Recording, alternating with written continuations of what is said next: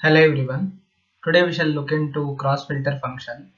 Cross-filter function specifies the cross-filtering direction to be used in a calculation for a relationship that exists between two columns.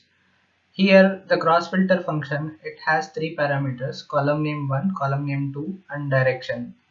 Let us see more details about the parameters. Here we have the column name 1. Always it represents the many side of the relationship to be used, and column name 2, it consists of the lookup side, or you could say dimensional side, or one side. Okay, in the third parameter, which is direction, we have these five things, where the first one is none, which means that no cross filtering occurs along this relationship. Both means it filters on either side, it filters on the other side. The one-way filter direction, it means that it filters on one side or the lookup side of relationship, filter the other side. This option cannot be used in one-to-one relationship.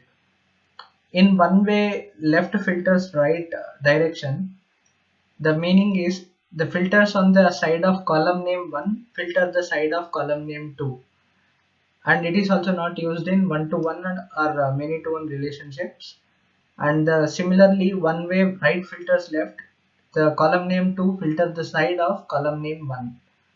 Let us see few remarks where in case of one-to-one relationship there is no difference between the one and both directions.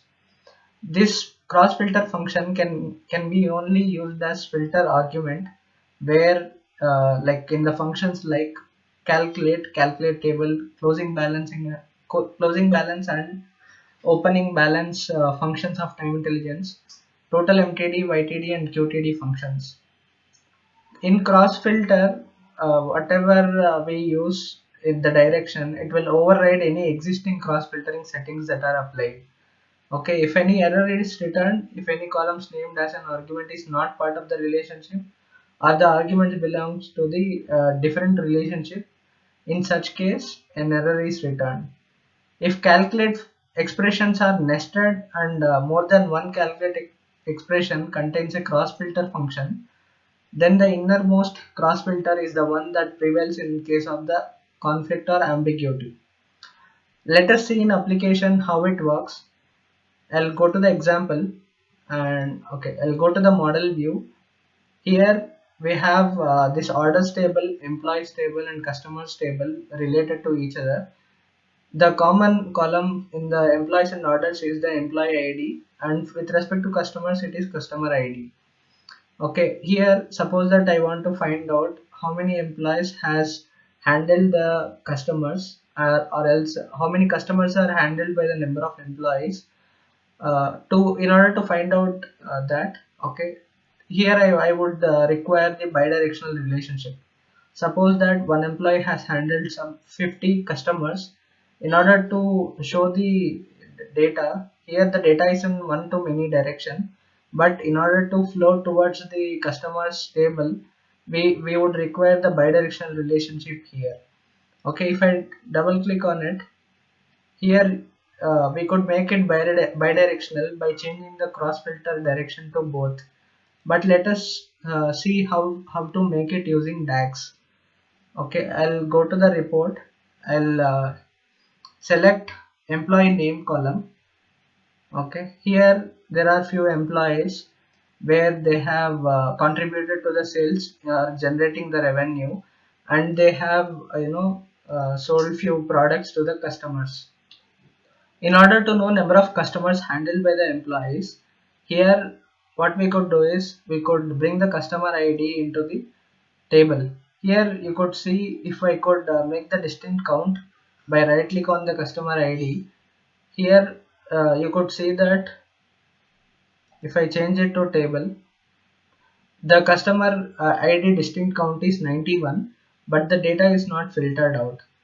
Okay, let us make a measure in our measure table, and let us find out how to check the distinct count of the customers which are who are handled by the employees. I'll write distinct count of customers equal to calculate distinct count customer ID from customers table. I'll close the parenthesis. Here in the filter argument we'll use this cross filter, and as you could remember, in the left column I would require the many side. In the many side the table is orders table, and what I require is the customer ID, and in the one side I would require the customer ID of customers table. Okay, and in the direction, here I would require the direction called both. I'll close the parenthesis, and I'll close the parenthesis and hit enter. Okay, now this measure is created. Let us select the table and bring in the measure of distinct count. Here you could see that the like many of the customers are handled by Margaret Peacock. As you could see that the 75 customers are dealt by Margaret Peacock, and now it is sorted in descending order. This is how we use cross filter, or to make it bidirectional using DAX. This is all for now. Thank you for watching, and we shall meet in the next video.